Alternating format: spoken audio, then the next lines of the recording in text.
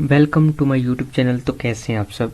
पिछली वीडियो में आपको याद होगा कि हमने ये इसका hash to include hash stream using name space इसका मेन सारा कुछ पढ़ा था कि हेडर फाइल क्या होता है, स्टैंडर्ड लाइब्रेरी, मेन फंक्शन, सी आउट किसके लिए यूज़ करते हैं। तो ये सारी चीज़ें हमने पढ़ी थी। तो आज की वीडियो में हमने बात करनी है जो वो करनी है वेरिएबल्स पे और डाटा टाइप्स। मोस्ट इम्पोर्टेंट, जब तक आपको डाटा टाइप्स का नहीं पता चलेगा आप कभी भी कोडिंग स्टार्ट नहीं कर सकते। तो और असाइन ऑपरेटर भी इसी वीडियो में मैं क्लियर करूंगा आपके साथ। तो बिना टाइम वेस्ट के चलते हम अपनी वीडियो की तरफ, लेकिन इससे पहले अगर आप मेरे चैनल पे फर्स्ट टाइम आए हैं तो इसको सब्सक्राइब लाजमी कीजिएगा। अब सबसे पहले तो हम बात करते हैं वेरिएबल्स पे। वेरिएबल्स, अब वेरिएबल्स हमारे पास क्या चीज़ है। वेरिएबल्स है मीन काफ़ी सारी चीज़ें आप कह सकते हैं। मीन आप किसी ग्रुपिंग कह सकते हैं। फॉर एग्जांपल आप 5 फ्रेंड्स हैं तो उनकी कोई ना कोई अलग अलग उनका नेम भी होगा, उन सब की अलग अलग एज भी होगी। और मीन आपको एक और एग्जांपल देता हूँ कि एक अलमारी है, उसके अंदर आपने कुछ बॉक्सेस रखे हैं और उनमें आपने डाटा रखा है 5 नेम है। मीन उमर है, शर्जील है, हुज़ैफ़ा है, हमज़ा है, फिज़ान है। आपने सब में अलग अलग डाटा रखा है और उनके अंदर नाम आपने रख दिया कि ये डाटा हुज़ैफ़ा का है, ये शर्जील का है, ये उमर का है, ये हमज़ा का है, ये फिज़ान का है। और 5 बॉक्सेस को आपने रख दिया। अब क्या होगा, अब नेक्स्ट टाइम जब आप आएंगे आपने बॉक्स को, उनको अलमारी को अपने जो को ओपन करना है और उसके अंदर जाके चेक करना है बॉक्सेस। तो आपने क्या करना है, एक एक को अलग अलग ओपन करना है। आपने देखना है कि इसमें किसका है, इसमें किसका है। अगर आप क्या करें, उसको पहले ही बता दें, ऊपर लिख दें कि ये बॉक्स फैजान का है, ये शजील का, ये उज़ैफ़ा, तो उनको आसानी हो जाएगी। तो ये हमारे पास आ जाता है वेरिएबल। अब वेरिएबल में हमारे पास वेरिएबल के मेथड होते हैं। इसमें हमारे पास वैलिड मेथड होता है और इनवैलिड मेथड होता है। एक हमारे पास होता है वैलिड मेथड और एक हमारे पास होता है इनवैलिड मेथड। अब वैलिड मेथड हमारे पास क्या होता है। वैलिड मेथड में हमारे पास आ जाता है कि आपने कभी भी कोई चीज़ कोडिंग में लिखनी है ना, तो आपने ये वाली चीज़ लगानी है। उसके बाद आप लिख दें बॉक्स और 1, या आप यहाँ पे लिख सकते हैं डैश ABC। मीन अगर आपने कभी भी कोई भी चीज़ लिखनी है ना कोडिंग में, तो आपने स्टार्ट में या तो ये लगा लें। अगर ये नहीं लगाना तो आप स्टार्ट में ये नहीं लिख सकते कि 1H। ये आपका इनवैलिड मेथड हो जाएगा। आपने जब भी कोई चीज़ लिखनी है वो लिखनी है इस टाइप में, ठीक है। ये आपके पास हो गए वैलिड मेथड्स। अब मैं आपको बताता हूँ इनवैलिड मेथड्स। इनवैलिड मेथड में हमारे पास पहले आ जाता है कि आप कभी भी डॉट लिखकर मीन आगे ये चीज़ नहीं लिख सकते, आपको एरर जनरेट कर दिया जाएगा। या आप कोमा लगा के कुछ भी नहीं लिख सकते, या आप ये लगा के कोई भी चीज़ नहीं लिख सकते, या आप इन्फिनाइट लगा के कोई भी चीज़ नहीं लिख सकते। हाँ, जब भी आपने लिखना है इस टाइप में लिखना है। मीन पहले ये लिख ले, फिर उसके बाद कोई भी नंबर। जब भी आप स्टार्ट में ये चीज़ लगाएंगे तो ये आपका इनवैलिड में आ जाएगा।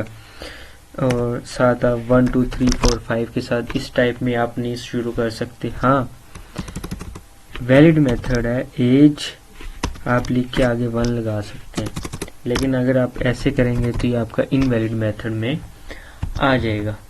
तो उम्मीद करता हूँ आपको वैलिड मेथड और इनवैलिड मेथड की भी समझ आ गई होगी। अब हम बात करते हैं असाइनमेंट ऑपरेटर।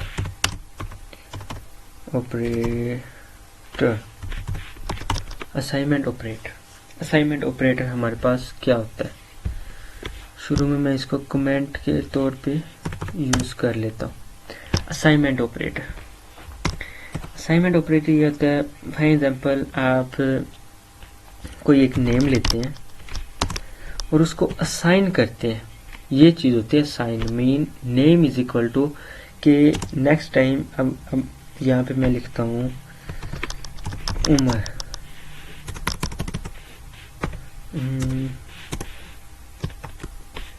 उमर मैं यहाँ पे लिखता हूँ। अब क्या है, ये मैंने इसको असाइन किया है। अगर मैं यहाँ पे इस टाइप में कोई और चीज़ लिखता, अब नेम जब भी आएगा ना वो असाइन करेगा उमर के नेम को, ये चीज़ होती है असाइन ऑपरेटर। अब क्या है, उमर हम लिख देते हैं, एज इसकी है असाइन की है, इसकी एज है 21 ईयर। क्या है? 21 ईयर। अब इसने एज भी बता दी और उसको असाइन किया है। असाइन में मेन ऑपरेटर हमारा है ये चीज़, ये हमारे पास होती है असाइन में। फिर अब हम बात करते हैं data types. Data types main चीज़, जब तक आपको डाटा टाइप्स का नहीं पता होगा आप कभी भी कोडिंग नहीं कर सकते, ये याद रखना है। डाटा टाइप्स हमारे पास कितने किस्म की? ये हमारे पास 4 किस्म की है। सबसे पहले हमारे पास आती है इंट, फिर हमारे पास आ जाती है फ्लोट, फिर हमारे पास आती है करैक्टर, फिर हमारे पास आ जाती है स्ट्रिंग। ठीक है। इंट क्या है? इंट हमारे पास, इसके अंदर हम कभी भी असाइन करेंगे, नंबर को असाइन करेंगे, नंबर जिसके अंदर लिखेंगे। अब जैसे इंट एज है तो हम यहाँ पे शुरू में लिख सकते हैं इंट एज हमारे पास है 21। फ्लोट क्या है? फ्लोट हमारे पास आते हैं, अब 21 है ना, 21.5 अगर हम लिख देंगे तो ये फ्लोट की वैल्यू बन गई। क्या बन गया? फ्लोट। हम यहाँ पे लिख देते हैं फ्लोट। हमारे पास जब भी हम कोई 2.5 या पॉइंट में जब भी कोई वैल्यू आएगी ना तो वो हमारे पास होगी फ्लोट। अब हम बात करते हैं करैक्टर। करैक्टर क्या चीज़ है?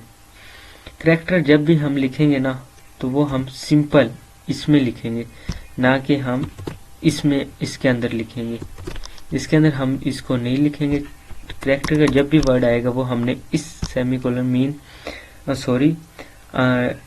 इन्वर्टर कॉमर्स के अंदर हमने लिखने हैं। और कोई भी सिंगल वर्ड, के हो गया, या हम लिख लेते हैं 1 हो गया, हम कभी भी इसके अंदर 2 चीज़ें ऐड नहीं कर सकते, जैसे के और लैल और के, ये हम इसके अंदर ऐड नहीं कर सकते। अब हम बात करते हैं स्ट्रिंग। स्ट्रिंग वो चीज़ है जिसके अंदर हम वर्ड्स या पैराग्राफ हमने लिखने थे स्ट्रिंग के अंदर। तो उम्मीद करता हूँ आपको इसकी समझ आ रही होगी। स्ट्रिंग, अब हमारे पास नेम एक स्ट्रिंग है, STRING। स्ट्रिंग नेम हमारे पास उमर है, इसके अंदर हम कोई भी वर्ड्स लिखते हैं। इंट हमारे पास ये आ गया। फ्लोट, फ्लोट में हमारे पास जब भी कोई वैल्यू आएगी वो इस टाइप में आएगी। 20, इसकी उम्र की उम्र है 21.5। फ्लोट और करैक्टर आपको पता लग गया होगा। तो उम्मीद करता हूँ इस पूरे टॉपिक की आपको समझ आई होगी और पिछले लेक्चर की भी आपको समझ आई होगी। इसी तरह अगर आप मेरी प्लेलिस्ट एंड तक देखते रहे तो आपको कंप्लीट C++ कोडिंग आ जाएगी। मिलते हैं इंशाल्लाह नेक्स्ट वीडियो में। टेक केयर, अल्लाह हाफ़िज़।